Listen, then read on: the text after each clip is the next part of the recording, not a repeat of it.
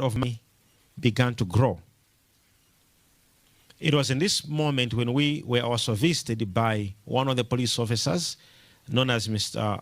Paul. He was, I think, a Captain Paul, who said that the General of the Hawks, a department which these 4 police officers were coming from, would stop our case if we would give him something. I remember some of my team members going to have a meeting with this fellow general, known as General Sibia. So much money was collected in the name of this general to stop this case. Instead of the general to stop the case, so it was corruption after another corruption. Problem, you go to the authorities, they also are demanding for something, to end something. I remember my team having a meeting with the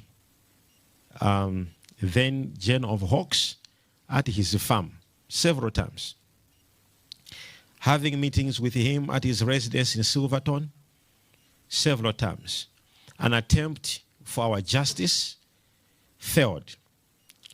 The High Court of Malawi has dismissed South Africa's bid to extradite self-proclaimed prophet Shepherd Bushiri and his wife, Mary, citing procedural irregularities, reliance on hearsay evidence, and credible threats to couples' lives. In a landmark ruling delivered on Friday, Justice Mzonde Mvula overturned a March decision by the Lilongwe Chief Resident Magistrates Court, which had ordered the couple's committal to wait surrender to South African authorities. The judge found that the extradition process was legally unsound, procedurally unfair, and constitutionally flawed.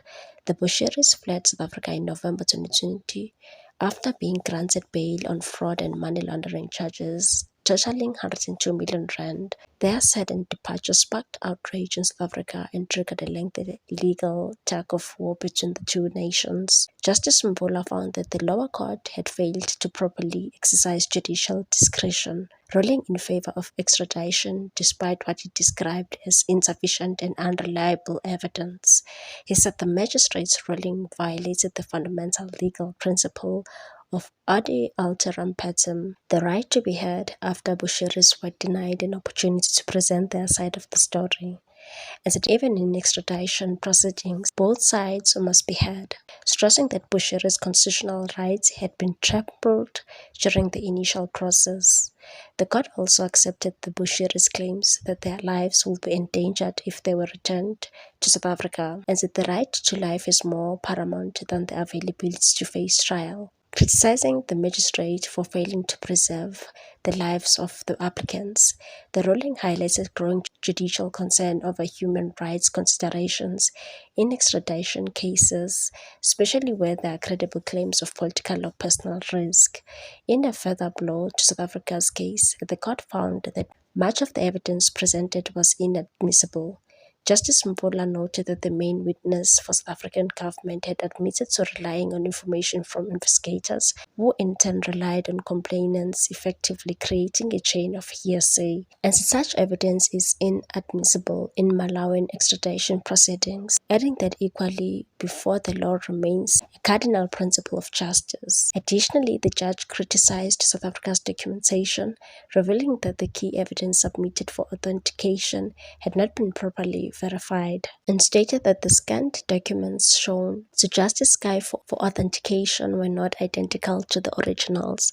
Justice Skyf confirmed she never saw the originals, only scanned copies. The High Court also questioned the integrity of South Africa's case, describing the extradition process as tainted by faith, political motivation, and oppressive delay, and said it pointed to the 5-year gap between the alleged offences in 2015 and the eventual charges laid in 2020. South Africa's Justice and Constitutional Development Minister, Mamakulu Gubai, is now reviewing the judgment. Her spokesperson, Terence Manasseh, confirmed that the government is studying the court's finding, and said the South African government is assessing the ruling and will determine the next legal course of action once a full evaluation is concluded. The decision marks a significant victory for the Bushiris, who have consistently maintained that they are victims of persecution and injustice in South Africa. However, it also raises complex diplomatic questions about accountability, cross-border legal cooperation, and the limits of justice when national sovereignty and human rights collide. Meanwhile, Bushiri has made explosive claims against top security officials, including the Deputy National Commissioner under Crime Detection. Bushiri said that tonight has been incredibly amazing to stand here finally and speak with all boldness that the case which we have been up and down in courts has gone to our favor. He recounted moving to South Africa in 2015 to establish his ministry, noting that its success brought a lot of implications, and that as the scripture says, we had to pay. This came through persecutions and betrayal. Not only that, but also through various moments where our names were tarnished through a smear campaign that was launched against us. Bushiri alleged that in 2016, 4 corrupt Hawks members approached him to solicit money, claiming they did not hide their intentions. He claimed they demanded 12 million rand if he and his family wanted to remain in South Africa, describing it as a protection fee.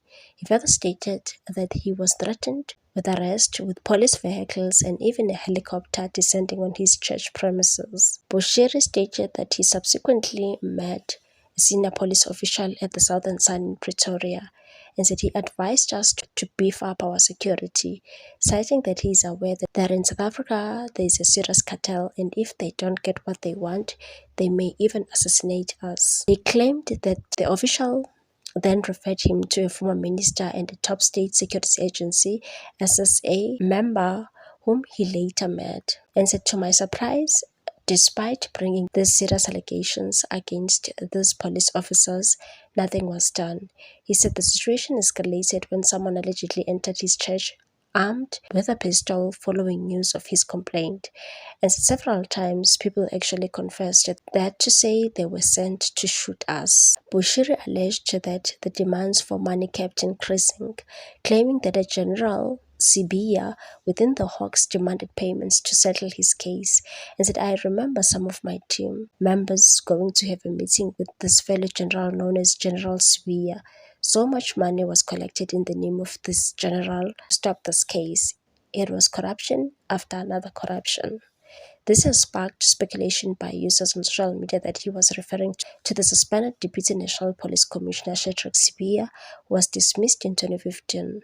Although he was not explicitly named, Bushiri also claimed that he met with an intelligence officer who referred him to the Independent Police Investigative Directorate, which subsequently opened a case, and that an official police case was opened with the case number. The pastor alleged that the IPID planned to use the money to lure the alleged corrupt officers into a trap, but that someone from the NPA allegedly tipped them off, leading to his arrest instead.